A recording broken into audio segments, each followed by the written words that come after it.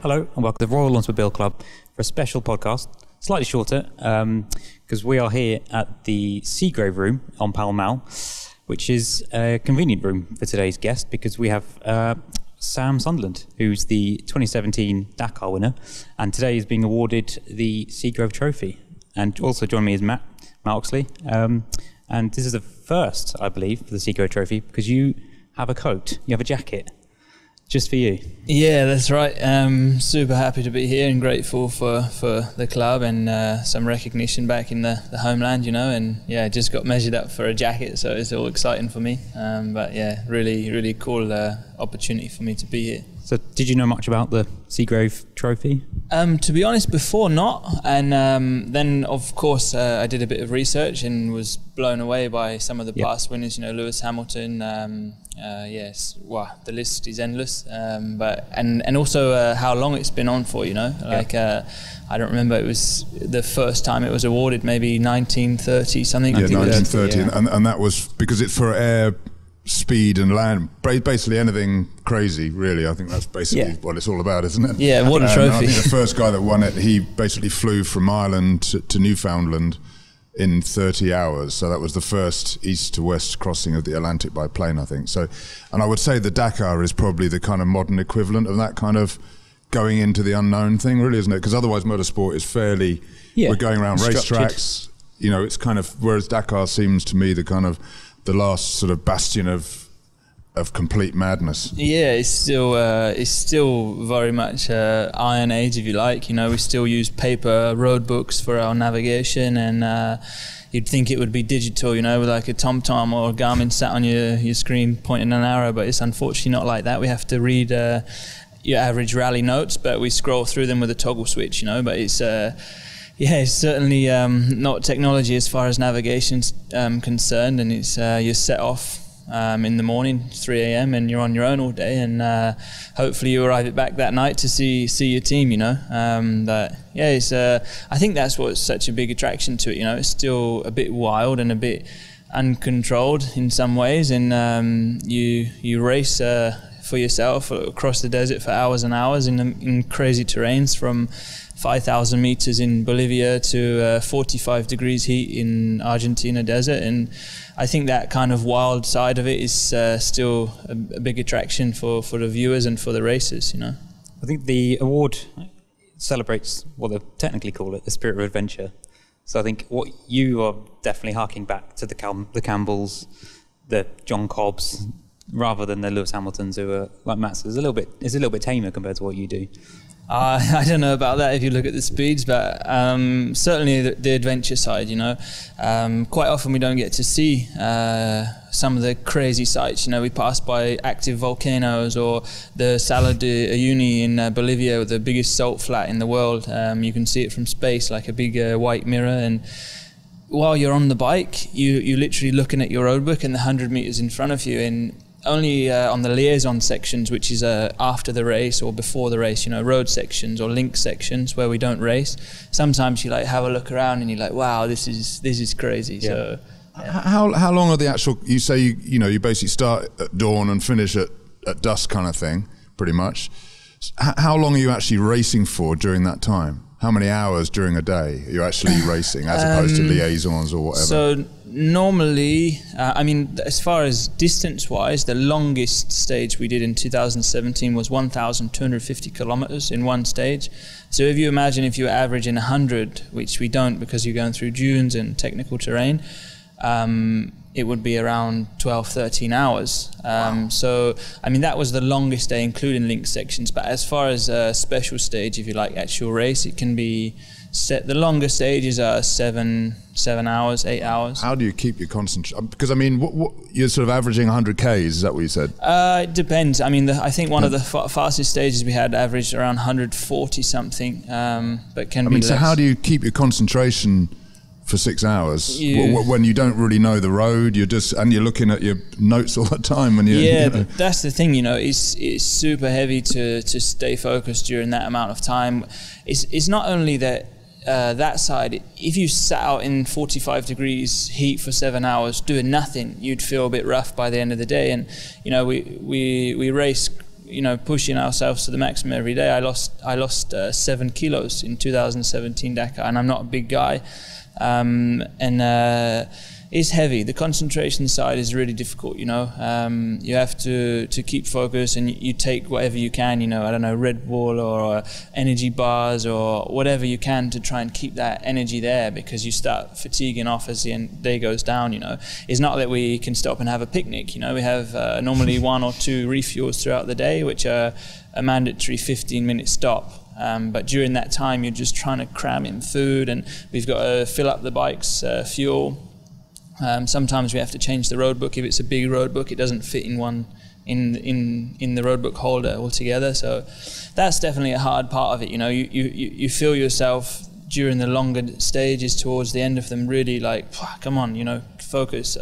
It's not easy, sure. So in 2017, you're in the last stages. Are you aware that you're winning? What happens then? How do you? It's a really bizarre feeling, the only psychological side of sport is huge.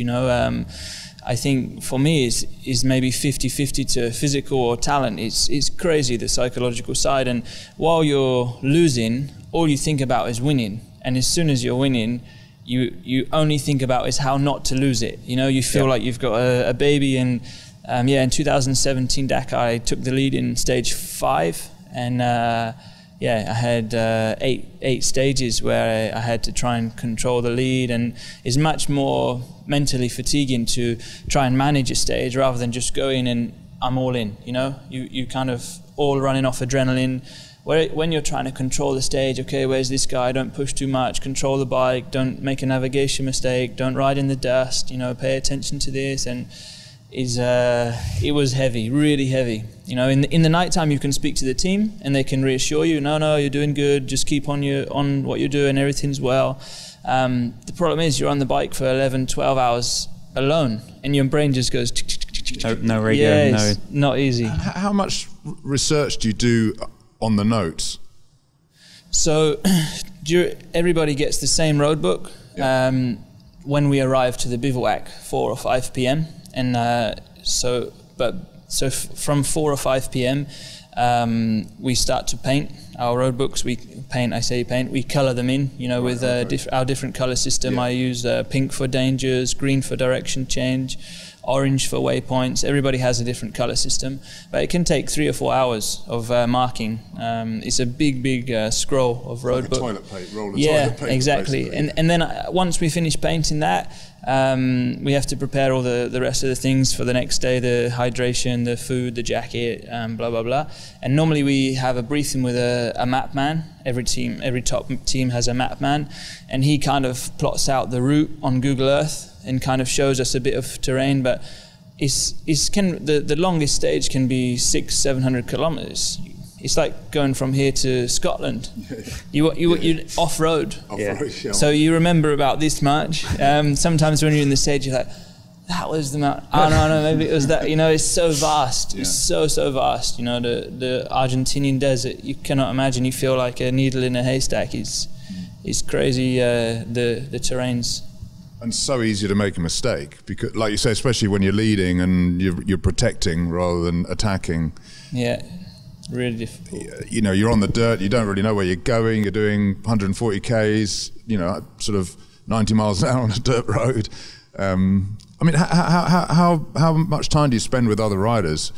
Obviously if you're behind somebody and he's kicking up dust, that's not good, is it? It's really difficult. We set off 3 minutes in intervals, so the first guy sets off 3 minutes after as the second guy. So you have a bit of a gap, but if there's a difficult area and people get lost, quite often you end up bunching together, because the first guy gets lost, he comes back, finds the right way, and as the second guy arrives, he's like, oh, well, he's obviously lost, I'm not going to go where he's gone. And kind of when you group up, can be really dangerous in the dust. Those are the times where it's so easy, like as a red-blooded man, you want to, come on, I'm racing, but imagine you've got 14 days, 12 hours a day on the bike, and you can rush in the dust for 30 seconds and miss a rock, miss a hole, miss a corner. Those are the times where you have to try and okay, relax. Now is not the time. Just take it easy, find the way. But it's so easy to sit here and talk to you guys about it, but when you're racing, you know, to try and win, you're literally, we push to the maximum all day as hard as we can. To kind of switch off and on from that adrenaline is really one of the hardest parts to control, I think. Then you mentioned about holes, and this year, yeah, had just a unfortunate hole that you just hit. Yeah, so really disappointing. You know, this year I started off well. I won stage 1 and then I won stage 3. Feeling really good, calm, not with pressure or stress. I was feeling really well coming into the Dakar, and we was day 4. It was a mass start day, so everybody set off together like a motocross start style, which always adds to a bit of the chaos. But it was all going okay. We was in June, so there wasn't a lot of dust. The sand doesn't create dust, you know, it just goes up and down, so that wasn't an issue. And it was quite late into the stage.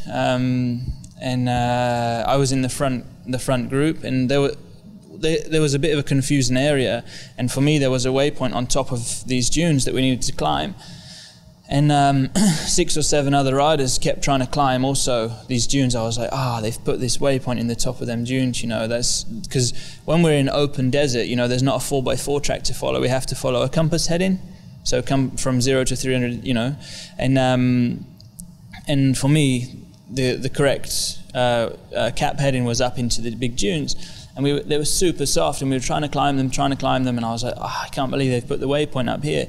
And I come around in the bottom on a bit of a flat area, and I had a bit of a run, like to carry some speed to climb. And I can only explain it as like, you've been skiing before and you get like snow blind. Like sometimes you're coming down and you're like, whoa, what was that? You know, you don't see because it's all white. Well, it's the same in the dunes when the sun's high. It's all kind of yellowy white color. And I just missed a pocket, like a little, it was quite deep with square edges. And I wasn't prepared for it at all. And I was looking up the dune like with some speed to climb. And the bike just had a big compression, and I wasn't strong, you know, I didn't expect it. And I ended up squashing 2 of the discs in my lower back. And I felt the pain directly, and I was like, I didn't even crash. I didn't fall off. It was just a big, huge compression, and, you know, my speed carried me on. And anyway, I tried to continue, and after getting the waypoint, and the pain was coming more and more, and I was like, okay, no worries, I'll be okay, I'll arrive to the end, I'll see the guys, can make some checks after the stage.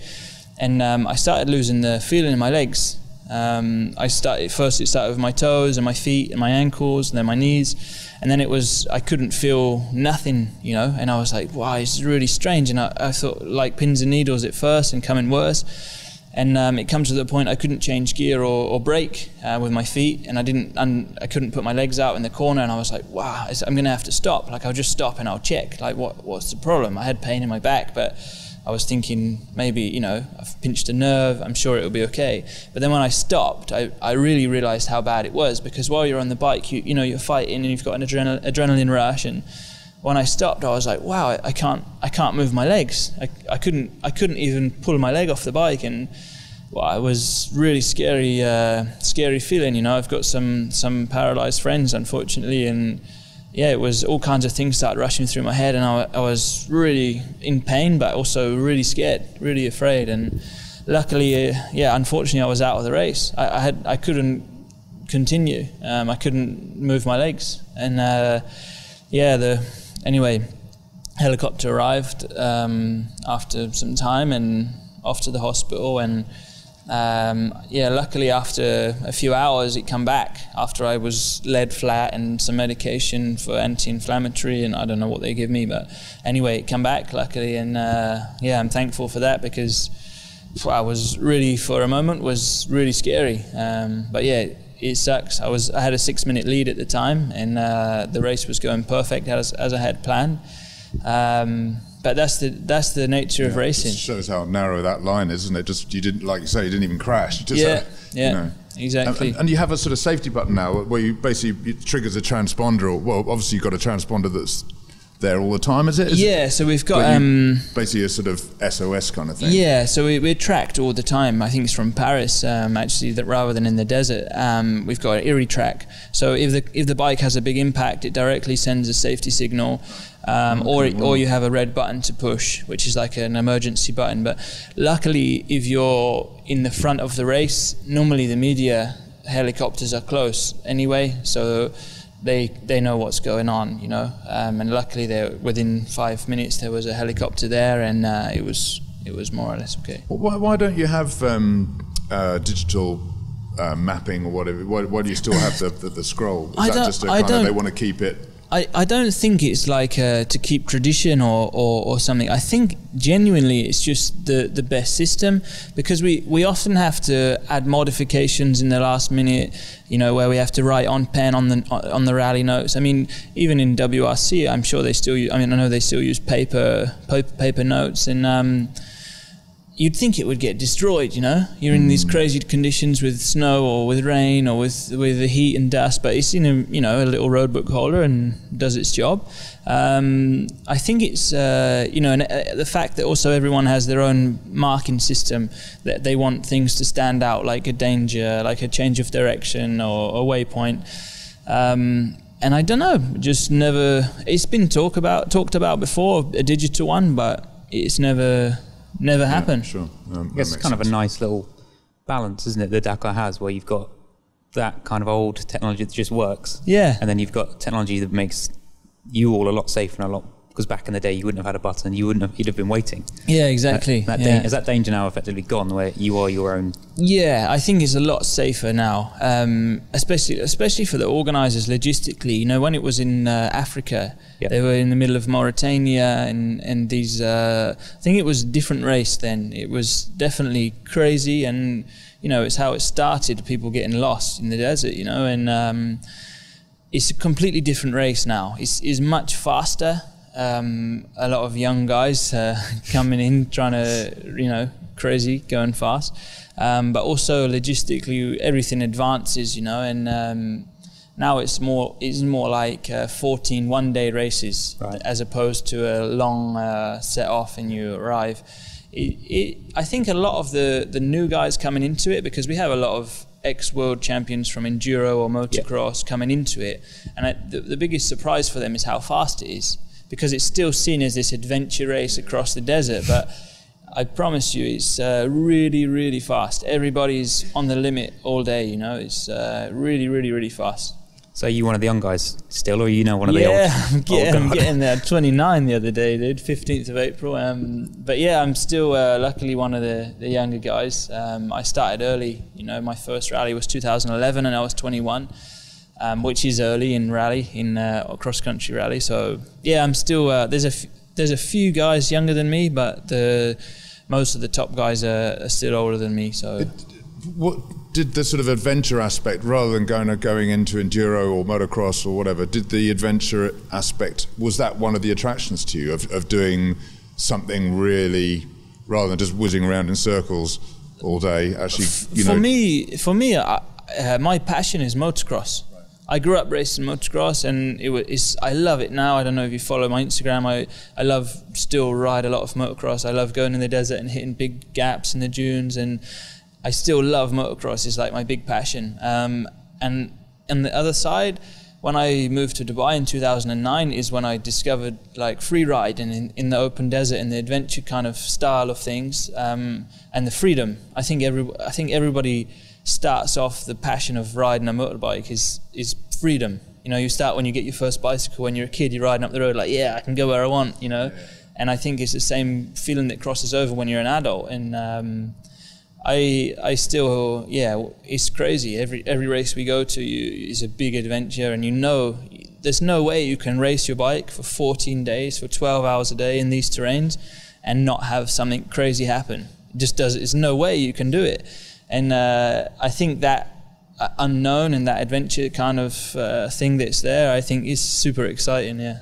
How'd you kind of go from Southampton to winning the Dakar?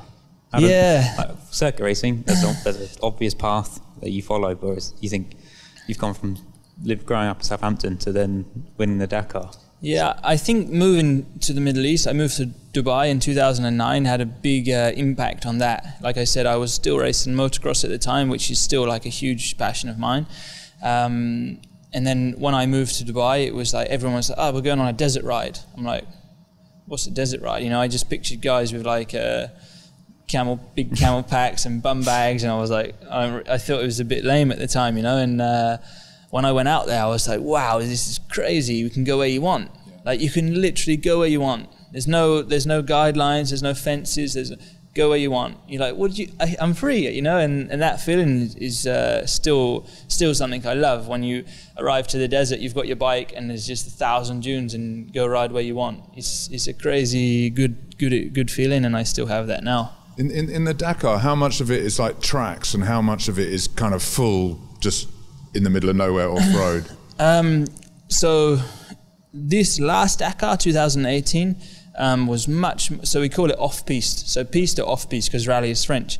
And off-piste is, open desert. Off-track is completely dunes. You know, there's not a 4x4 track or any trusses in the ground. It's clean desert.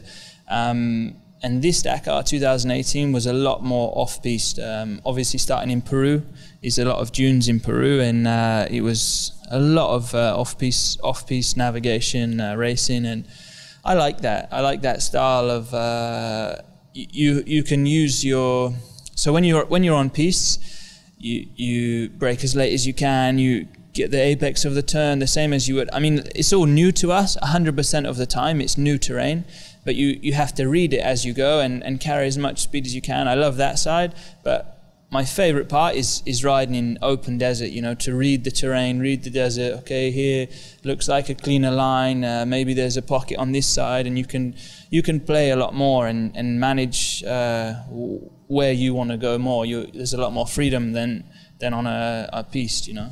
So have you been on track much? Have you ever so I did a bit of supermoto stuff, a little bit, and then I actually went on track. Last year was my first time, and it was really, really cool. I was scared, really. I was scared because of, you know what scared me most was the other riders, because obviously I was in the amateur group at first, like, off you go, you know. Never done it before, and the gearbox was reversed. So the first corner I went, boo, whoa, you know, with the gearbox back to front. Yeah. That was a bit of an experience. I had a few down the main straight as well. Like I was, you know, banged it the wrong way, and oh no, it was bizarre. The first session I spent every corner going the wrong way, and then no, it's this way, and like it was a big block in my head. Yeah, and then after that it was coming better and better, and I actually got my knee down. I remember the first time I did that, I did it and then sat the bike up halfway through the turn because I was so afraid. But it was a really cool experience. But I think it is completely different from what I do, or even from motocross on a track, because I think it's a lot more about accuracy. You cannot vary from the race line. You cannot vary too much from the braking point. You know, is hitting the same lines lap after lap after lap. Whereas in motocross, or certainly in desert racing, you can change your line. You can move the bike. You can come. You know, if there is a right corner coming up on a circuit, there's no way you'd be on the right side of the track. You'd be on the left for the apex. But in motocross, if that line's rough, you can come. You know, you can play a lot more. But yeah, I enjoy it for other reasons. You know, I have a passion for everything racing, or with an engine or with wheels. You know, I always have since a kid. And I was saying before, I did a car race the other day with PH Sport in a Peugeot 308, and that was my first car race, and it was the same. It was wild, and I just, you know, I really enjoyed it and just wanted to go as fast as I could. And you know, I got in a bit of trouble with some other guys, I think, touching too much. But yeah, it was super fun, really, really cool. You'd think, do KTM kind of offer you guys on their, they should give you a go on their MotoGP bike, shouldn't they? Yeah, I have to win a few more Dakars before I put that request in, maybe. But yeah, I think it's still in the early part for them as well. You know, the team going into MotoGP was a huge commitment, and of course is not easy. You know, these teams have been there at the top of the pinnacle of MotoGP for so long, and to try and compete with them, I think is heavy. But I think they're getting closer, and hopefully, you know, the more track time and data they get. It's an amazing little company, really, isn't it? Because I think Pit Beera, the boss, told us that they've got like 72 factory riders, because you know they're sort of motocross, enduro, supercross, Dakar, Moto 3, Moto 2, MotoGP. I mean, there's no other motorbike company like that, really, is there? Yeah, they're really passionate about racing, and I think it works. Their whole image of the bikes and everything is about performance and about race, you know. And I think they push on the race side, and then the developments we make with the bikes ultimately end up with the customer, you know. Like our Dakar bike, our factory Dakar bike, and the bike that the customer can buy, there's not so much difference, really. There's a few details to the engine and a few details to the suspension, but 99.9% is the same bike. And I think that's something that's cool. And yeah, it's the same as any motorsport. Eventually things pass down to the consumer, but in off-road sport it's much faster, you know.